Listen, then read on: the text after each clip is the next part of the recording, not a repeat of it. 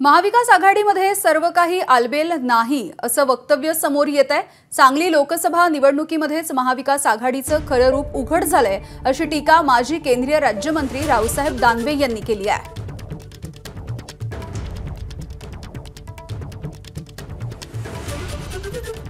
आताची एक मोठी बातमी बघूयात। नागपूरमध्ये अजित पवारांच्या राष्ट्रवादीच्या पक्ष कार्यालयावरती एक झाड कोसळलेलं दिसतंय।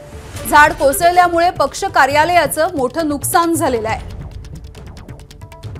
नागपूरमधली ही दृश्य समोर आलेली आहेत। नागपूरमध्ये अजित पवारांच्या राष्ट्रवादीच्या पक्ष कार्यालयावरती हे झाड कोसळलंय आणि झाड कोसळल्यामुळे पक्ष कार्यालयाचं मोठं नुकसान झालंय। नागपूरमध्ये काल रात्रीपासूनच मुसळधार पाऊस कोसळताना दिसतोय आणि त्यामुळेच हे झाड उन्मळून पडलंय।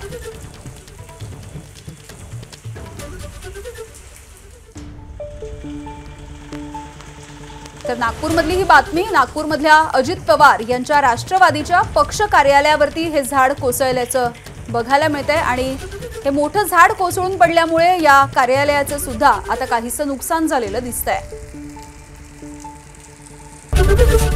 एबीपी माझा, उघडा डोळे बघा नीट।